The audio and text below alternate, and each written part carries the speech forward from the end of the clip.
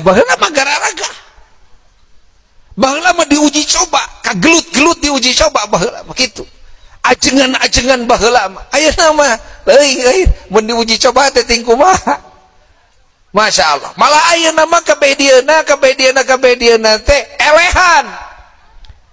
Dai ajengan teh elehan ku naon? Elehan ku lapar. Pan baheula mah bukan apa baheula mah. Mama yang Cibaduyut saur apa? Angkat-angkatan sasasi nyanak bekal teh sampe kenging nutugan, kenging melak anjeunanana dialak ku anjeunanana tara miwarang putra tara miwarang santri lajeng disepan ku anya ditutugan ku anya lajeng dibungkus ku daun cumangala saageng bungkus rokok jarum coklat lebetkeun cenah kana pesak angkat-angkatan sabulan saum salalamina ari bobor ukur sacuir sakitu mulih teh masih kene loba kene teu beak. Tak urang mah jadi ajengan teh eleh ku naon? Eleh ku lapar. Hiji tak kokodana nya. Benar, gitu kan? Eleh ku naon? Eleh ku lapar, gitu kan? Kedua, urang ieu dai-dai ayeuna, ya. Eleh ku naon deui? Eleh ku teu ngeunah. Eleh ku naon? Eleh ku teu ngeunah, lamun ngada ngemangihan dahareun anu teu ngeunah. Teu asup we urang mah.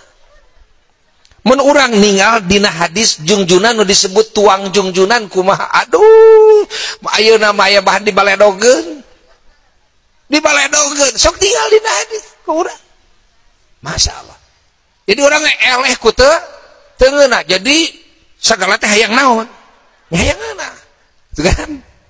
Geus ka ditu nemu komo eleh ku jauh kan mun jauh teuing teu tiasa hadir kan leres henteu eleh ku hujan eleh ku poe eleh ku panas eleh ku angin eleh we mah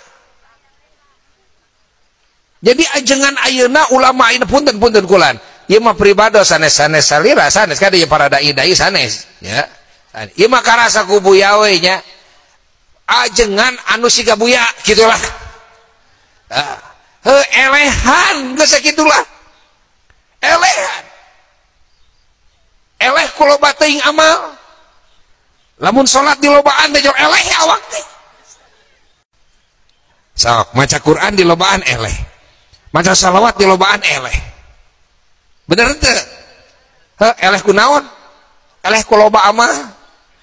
Si awak teh eleh ku loba teh kitu. Tah nu karaos doa teu mati gitu kan. Gagah henteu tuh. Sagala elehan. Akhirna teu kaopan kena teh, kan?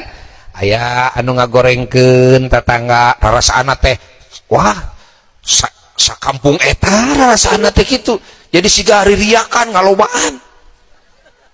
Kan padahal kan saurang. Terus gitu teh bade ka mana Pak Ustad? Bade hijrah ngalih. Pindah atuh kampung.